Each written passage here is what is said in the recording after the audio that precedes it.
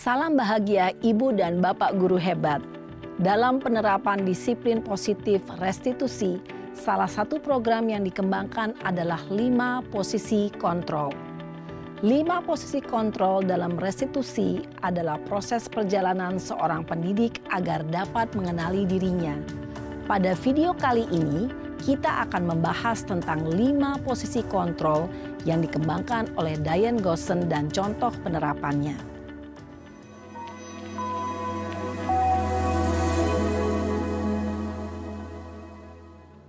5 posisi kontrol itu adalah 1. Posisi penghukum. 2. Posisi pembuat merasa bersalah. 3. Posisi teman. 4. Posisi pemantau atau monitor. Dan 5. Posisi manajer.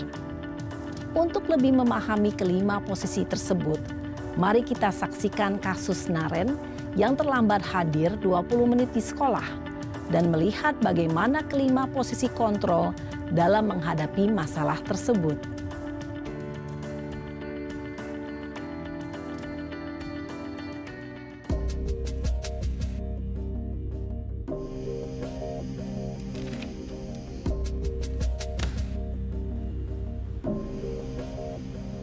Naren! Sini kamu!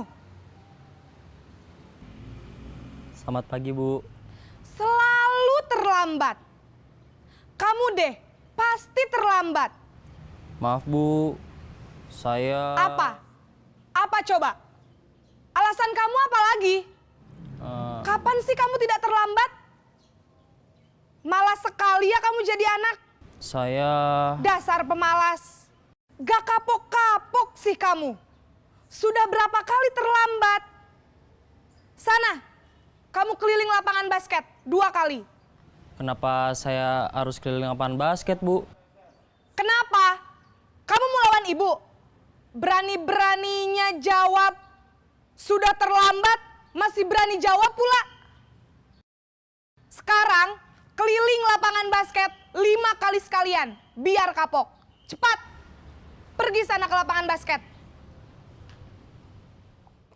Posisi penghukum biasanya berbicara dengan nada tinggi, menghardik, menunjuk-nunjuk, menyakiti, dan menyindir. Hukuman bisa berupa fisik maupun psikis. Ibu dan Bapak guru hebat, dampak yang terjadi pada murid ketika guru berada pada posisi penghukum adalah murid cenderung akan memberontak, bahkan menyimpan dendam.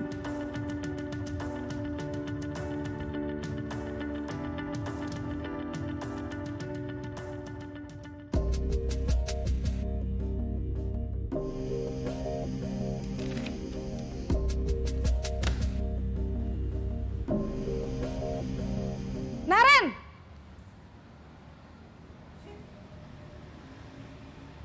Selamat pagi, Bu. Naren. Kamu kenapa terlambat lagi, nak? Ya Tuhan, Naren. Kamu senang ya bikin ibu susah ya?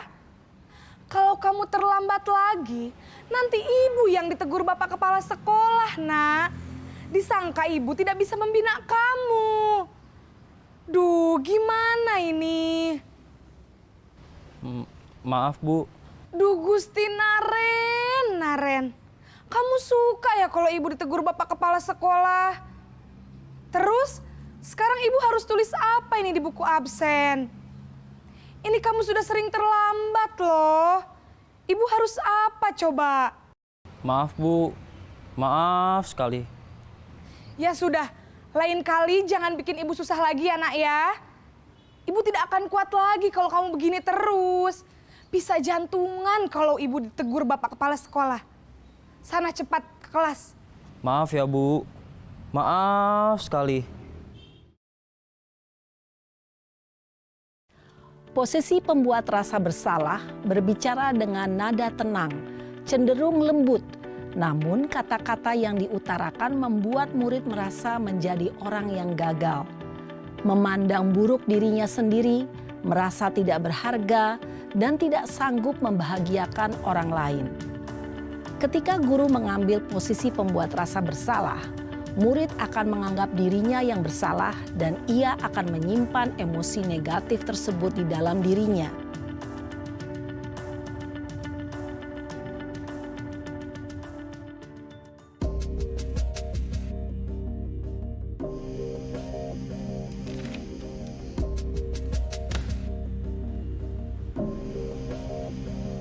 Naren!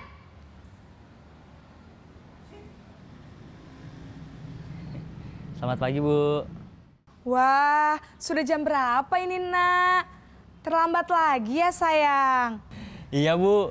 Habis ibu saya lupa bangunkan saya, Bu. Kamu malah menyalahkan ibu kamu. Kamu bukannya anak yang larinya paling kenceng. Kok terlambat sih? Iya, Bu. Saya memang terlambat bangun tadi. Jadi, biarpun saya lari kencang, tetap gak kekejar, Bu. Ya sudah sana, nanti lain kali larinya lebih kenceng lagi ya. Biar gak terlambat lagi. Bikin seneng ibu, demi ibu. Bisa kan? Bisa lah, Bu. Ya sudah sana masuk kelas. Ibu beresin urusan absen kamu. Kamu ini ada-ada saja. Dalam posisi teman, guru berbicara dengan nada suara ramah, akrab, cenderung bersenda gurau untuk menjaga suasana tetap santai.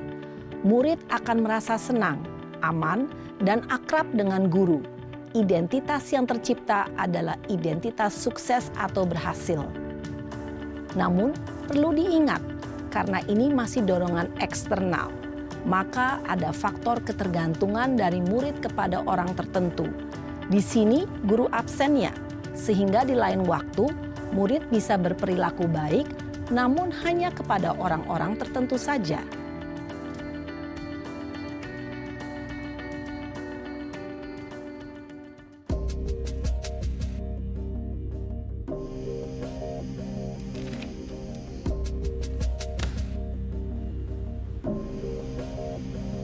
Naren!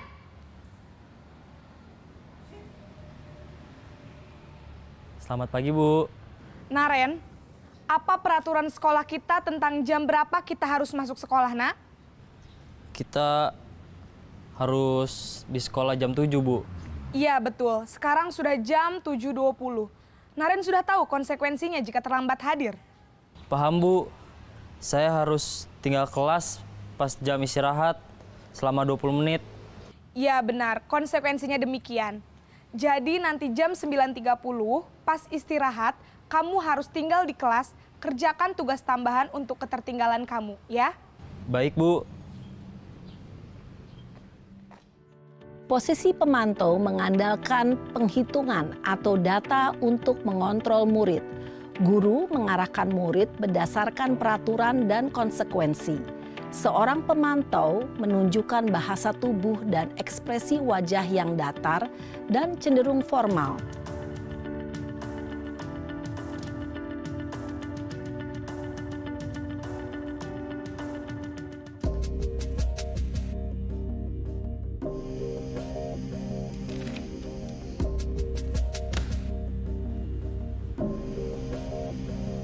Naren!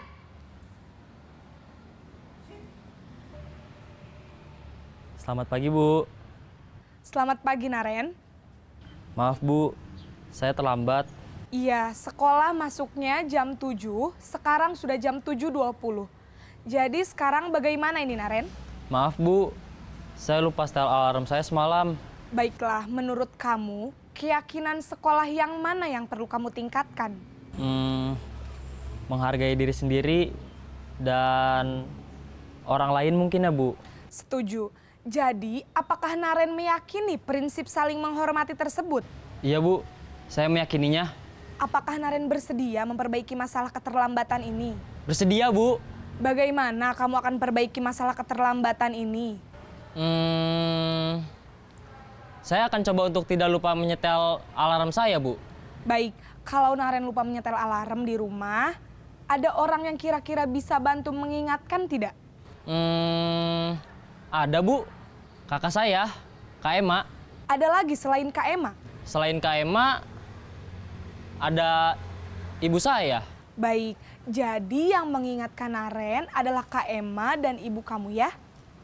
Kira-kira akan mulai setel alarm kapan nih Naren? Setelah pulang sekolah, akan segera saya lakukan. Baik, jadi Naren akan setel alarm untuk bangun besok pagi dan akan diingatkan oleh kakak dan ibunda Naren ya. Ada lagi yang mungkin perlu dilakukan Naren? Agar tidak terlambat bangun lagi. Tidak ada, Bu. Baik Naren, terima kasih untuk kerjasama kamu. Sekarang kamu perlu kembali ke kelas untuk belajar. Baik, Bu. Terima kasih. Posisi manajer adalah posisi kontrol yang disarankan untuk membimbing murid memiliki sikap disiplin yang positif, yaitu murid yang mandiri, bertanggung jawab, dan dapat memecahkan masalah. Tujuan dari posisi ini adalah agar murid dapat berefleksi atas tindakannya. Guru akan dengan tulus memberikan pertanyaan-pertanyaan bermakna, sehingga membuat murid dapat belajar dari kesalahannya dan mencari sebuah solusi untuk menyelesaikannya. Ibu dan bapak guru hebat, setelah mengamati adegan kelima posisi kontrol tadi, kira-kira posisi mana yang paling ideal? Posisi mana yang dapat menunjang motivasi intrinsik murid? Ya, tentu posisi manajer.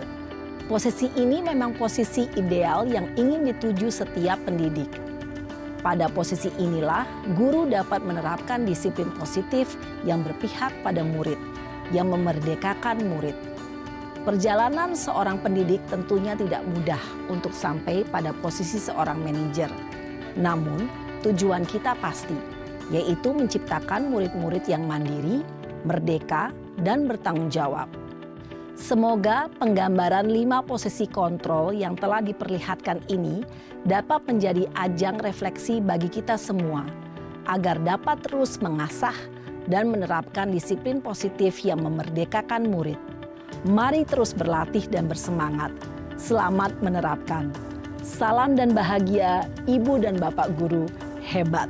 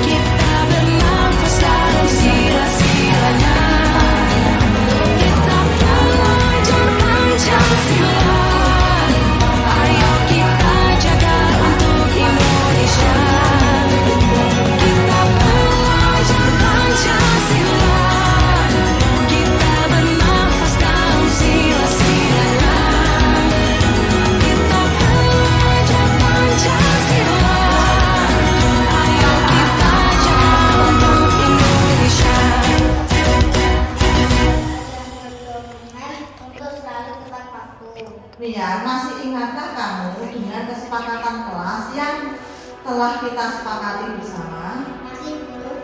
Kira-kira kesepakatan apa yang berkaitan dengan hal ini? Benar sekali. Jadi, Tia ingin menjadi murid yang bagaimana?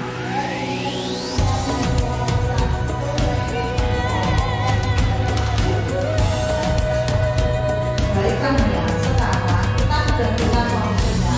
Ibu yakin kamu bisa menanamkannya nilai ini dengan baik dan dapat mengatur waktu dengan baik. Pandangan ke depan, Semangat ya, Tuhan ya. akan menuntunmu. Senang sekali diajak Sadarilah masa berganti, tantangan kan kita hadapi, bergandeng tangan untuk negeri, era kita menanti berseri. Kita belajar Pancasila, kita bernafas dalam sila-silanya. Kita belajar Pancasila, ayo kita jaga untuk Indonesia. Bersatu dalam perbedaan, berpegang tangan dan berlari. Singkirkan egomu, oh kawan, demi negeri ini. Jadilah generasi emas, cerdas berkarakter, itu kita. Berjuang dan harus berani, kita terus torehkan prestasi.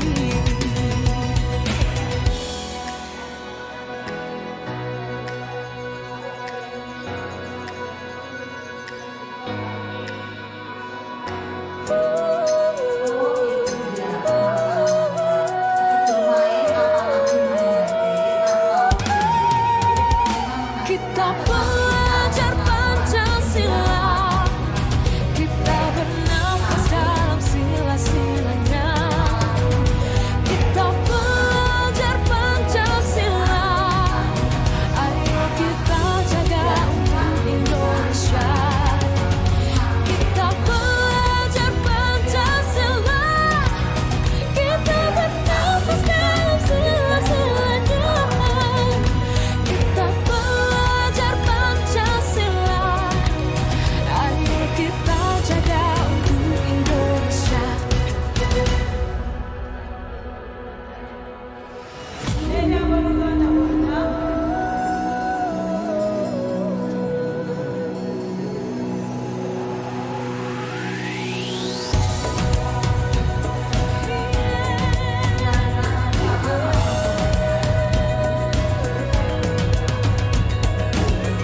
Bukalah matamu, saatnya meraih mimpimu.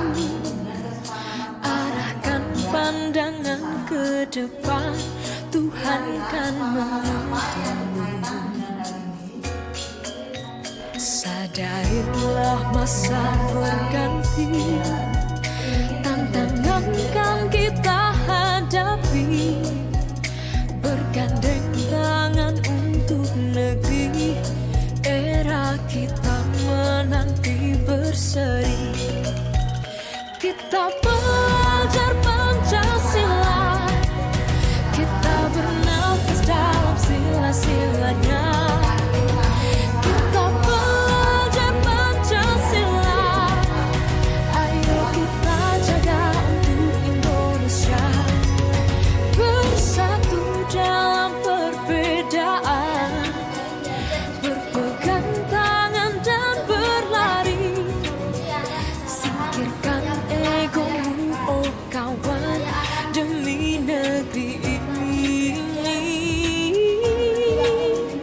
Jadilah generasi emas, cerdas berkarakter, itu kita.